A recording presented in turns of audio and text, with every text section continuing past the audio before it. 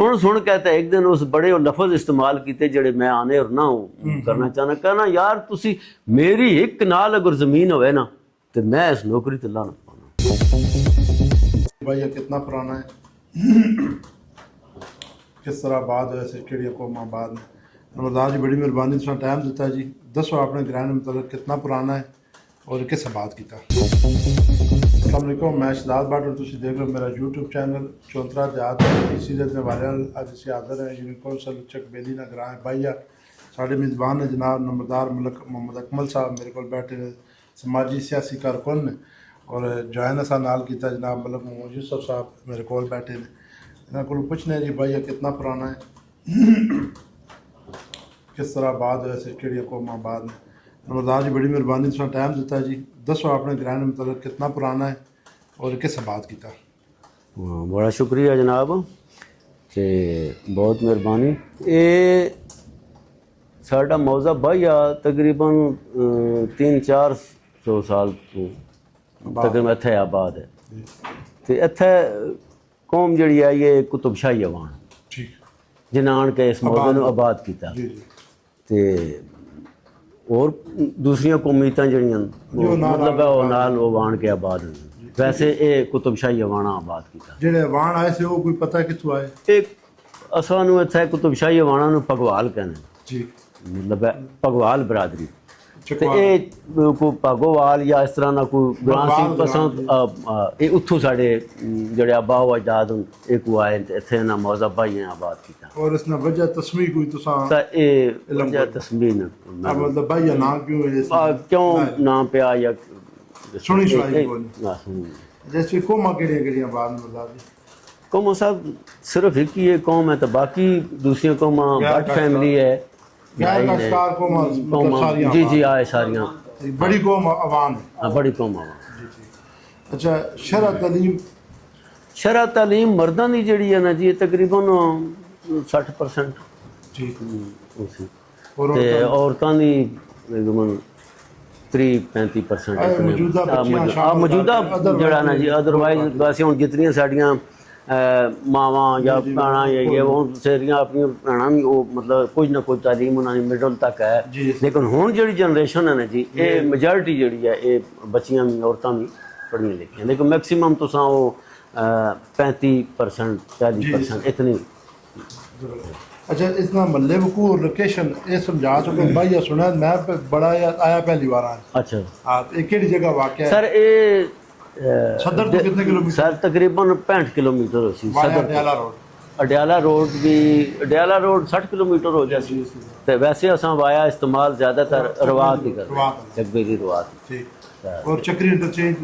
चक्री इंटरचेंज तो तकरीबन 3 किलोमीटर हो। अच्छा ये जोड़िया चौक जड़ा है उस तो अगे कितने किलोमीटर है और ये जो नाल है ये पिंडोड़ी। हाँ पिंडोड़ी है नाल वैंस है चकबेली है नाल मतलब ये तुसी महमूदा बाइया पिंडोड़ी और वैंस ना सारा रास्ता है के चकबेली रोड अगे आके फिर शाहखान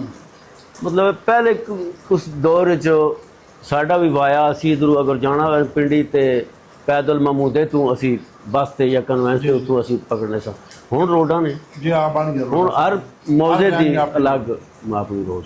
अच्छा मौजे ना आया तो इसका रकबा कितना है और ज़री तौर पे कितना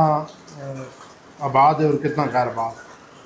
रकबा सर इस मौजे का जड़ा ने ये तकरीबन 4053 कनाल टोटल रकबा जड़ा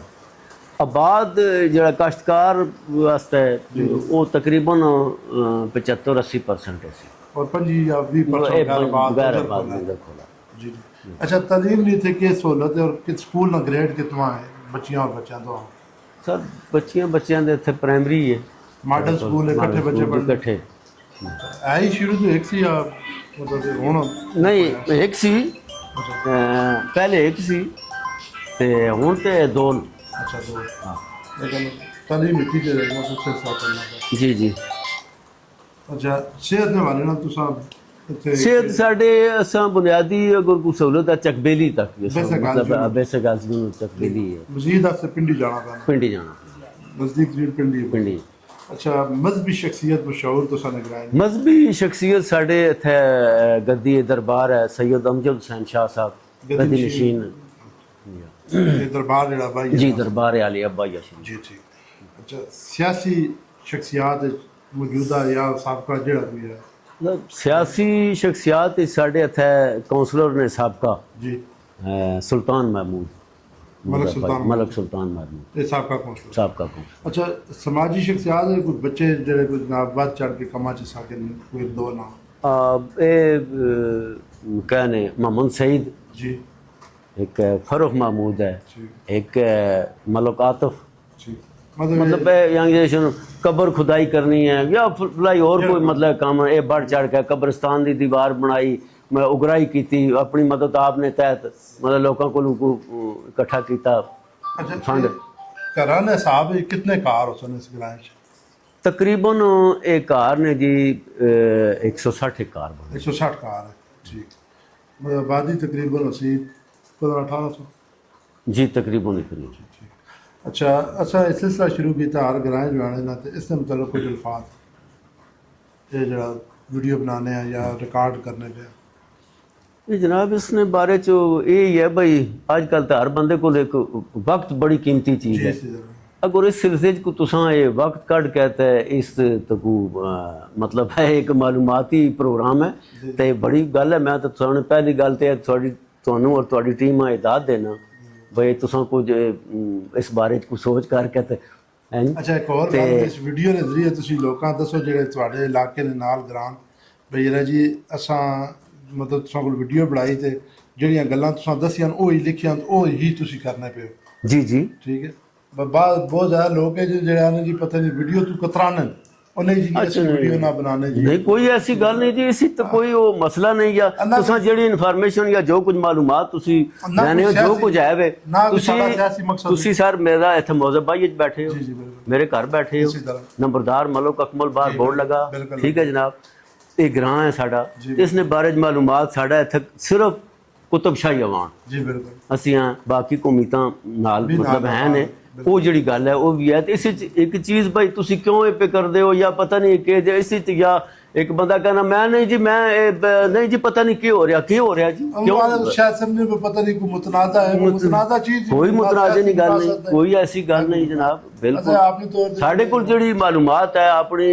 ਆਬਾਓ ਅਜਦਾਦ ਨੇ ਬਾਰੇ ਜਾਂ ਜੋ ਕੁਝ ਸਾਡੇ ਅਸੀਨਾ ਬਸੀਨਾ ਹੀ ਹੈ ਨਾ ਕੋਈ ਚਲਾ ਆ ਰਿਹਾ ਉਹ ਸਾਡਾ ਕੰਮ ਹੈ। ਅਗਰ ਤੁਸੀਂ ਇਹ ਕੋਈ ਸਰਵੇ ਕਰ ਰਹੇ ਹੋ ਜਾਂ ਤੁਹਾਡਾ ਕੋਈ ਚੈਨਲ ਹੈ ਤਾਂ ਸਾਡਾ ਕੰਮ ਹੈ ਤੁਹਾਨੂੰ ਮਾਲੂਮਾਤ ਦੇਣੀ। ਜਜ਼ਾਕੱਲਾ। ਕੋਈ ਅੱਛਾ ਆਣੇ ਵਾਲੀ ਜਿਹੜੀ ਕੋਈ ਜਾਂ ਛੋਟੇ ਜਿਹੜੇ ਤੁਸੀਂ ਜ਼ਿੰਦਗੀ ਜ਼ਿਆਦਾ 12 ਤੱਕ ਚੁੱਕੇ ਹੋ ਉਹਨਾਂ ਵਾਸਤੇ ਕੋਈ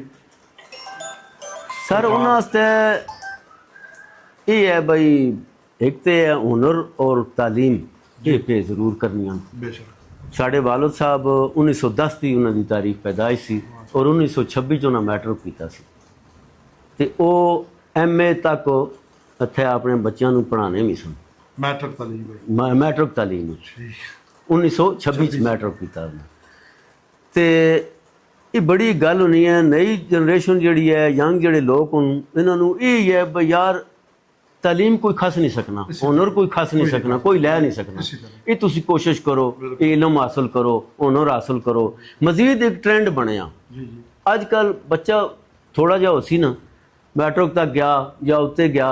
बच्चियां अल्हम्दुलिल्लाह जितनियां इत्थे सारियां एजुकेटेड जी बिल्कुल हाई एजुकेटेड और कोशिश भी करनी बच्चे जड़े थोड़े जे वो डंडी मारने तो के कहसन मैं बाहर जाना मैं यूरोप जाना मैं उधर जाना ठीक है जेड़े कोई सैटल ने वो भी अच्छी गल है लेकिन हुण मैं थोड़े सामने बैठा हाँ मैं 1975 मैट्रिक किया और उस तो बाद डी काम किया कामर्स कॉलेज किया पाकिस्तान की सर्विस की पाकिस्तान मिलिटरी काउंस डिपार्टमेंट की सर्विस की रिसेंटली मैं पेंशन होया रिटायर हुई अल्हम्दुलिल्लाह बेहतरीन मेरा घर बच्चे वो बच्चों मैं तो यही जनरेशन कैसा भाई यार इलम हासिल करो दीनी इलम हासिल करो अजकल ये नैट का दौर है इस बहुत अच्छी चीज़ भी है तो बहुत बुरी चीज़ भी जिस तरह कोशिश तुसी करो इस पॉजिटिव इस्तेमाल करो मुस्बत इस तुसी मालूमात लवो ना कि तुसी को बैग जाओ जी बिल्कुल ठीक है जी समुंदर दूसरा ये भी है भाई ये पाकिस्तान है इत्थे साढ़े आबाओ अजदाद मेहनत करने रहे गो साढ़े वालिद साहब तो नंबरदार भी है तो बाबू भी है पढ़े लिखे भी है जमीन को ठेके तहत को अग्गा पिछे दी रखी मैं खुद करना ਜ਼ਬਰਦਸਤ ਰਿਟਾਇਰਮੈਂਟ ਤੋਂ ਬਾਅਦ ਵੀ ਕਾਸ਼ਤਕਾਰੀ ਵੀ ਖੁਦ ਕਰਨਾ ਮਤਲਬ ਹੈ ਇੱਕ ਜ਼ਮੀਨ ਹੈ ਇੱਕ ਸਾਡੇ ਕੋਲ ਹੈ ਤੇ ਉਹ ਇੱਕ ਮੈਂ ਛੋਟੀ ਜੀ ਮਿਸਾਲ ਇੱਕ ਦਿਆਂ ਜੀ ਜੀ ਦਿਓ ਬਸ ਸਾਡਾ ਦਫ਼ਤਰ ਜਿਸ ਹੋਣੇ ਸਾਂ ਤੇ ਇੱਕ ਮਾਈਗ੍ਰੇਟ ਕਰਕੇ ਇੰਡੀਆ ਤੋਂ ਆਏ ਸਾਡੇ ਨਾਲ ਕੁਲੀ ਗਿਆ ਤੇ ਅਸੀਂ ਉੱਥੇ ਗੱਲਾਂ ਕਰਾਂ ਅੱਜ ਕਣਕ ਦੀ ਕਟਾਈ ਕਰਨੀ ਹੈ ਜੀ ਅੱਜ ਲੇਤਰੇ ਮੰਗਾਏ ਜੀ ਅੱਜ ਉਹ ਸੁਣਨਾ ਰਵੇ ਸੁਣ कहता एक दिन उस बड़े लफज इस्तेमाल किए जेड़े मैं आने और ना करना चाहना कहना यार तुसी मेरी एक कनाल अगर जमीन होवे ना तो मैं इस नौकरी ते ला ना पाना यार तुसी लोग मेहनत करो तो मकसद मैं गल करूँ ना भाई यंग जनरेशन नू भाई यार पाकिस्तान च रहो इसी तरह मेहनत करो बेशक वो हालात अच्छे बुरे आने रहने जी बिल्कुल हैं जी खानदाना ते आने मुल्कां ते आने कौमां ते आने लेकिन वो तुसी मतलब इत्थे रह के मेहनत करो हैं बाहर जाने बच्चे मेरा खुद बच्चा है गया सी वाया लीबिया तो गया सी बड़े मतलब इत्थे पिछे जिहड़ी साडी पोजीशन होई मतलब वो मैं उसनू उत्थों मंगाया मैं कहा यार लानत पाओ घर आ अलहमदुलिल्लाह सैटल ते इत्थे भी बंदा मेहनत करे रोजी जिहड़ी है ये ठेका मेरे अल्लाह जी जी जिस मुंह लाया रिज़्क देना और अल्हम्दुलिल्लाह ठीक देना पाकिस्तान तुसी मेहनत करो ज़मीन अल्हम्दुलिल्लाह जितने इत्थे है साडे मलक बरादरी अवान कुतुबशाही अवान सारियां नी ज़मीन है बंजर भी है काश्तकारी वास्ते भी है मजीद इस कंपनी की वजह तो कोई जिहड़ी मतलब है टुट फौज या खराब हुई है ये वो मुआवजा देनी है कंपनी देनी है अल्हम्दुलिल्लाह ते मैं तो यंग जनरेशन यही कह सकता इलम हासिल करो तालीम हासिल करो दीनी करो ते पाकिस्तान च रह के मेहनत करो बाहर दा जिहड़ा तुहाडा वो छोड़ो नेट जिहड़ा तुसी इस्तेमाल करने हो मुस्बत तुसी करो ना कि तुसी बैक जाओ गलत हो जाओ तो ये मैं तो बाकी तुहाडा भी तो मैं जनाब बड़ा मशकूर और शुक्रिया अदा करना भाई तुसां तो वेलकम सर जज़ाकल्लाह नंबरदार साहब बहुत ज़बरदस्त गल्लां कीतियां ने बिलखसूस जिहड़ी आने जनरेशन या साढ़े जो पिछली जनरेशन उन्हां वास्ते अल्लाह करे असी सारे इन्होंने गल्लां ते जनाब अमल कर सकां साढ़े आने वाली जनरेशन भी इस जदीद टेक्निकल और डिजिटल चीज़ां मुस्बत इस्तेमाल कर सके अगली किसी वीडियो फिर मेरे साथ इजाज़त दो अल्लाह हाफ़िज़।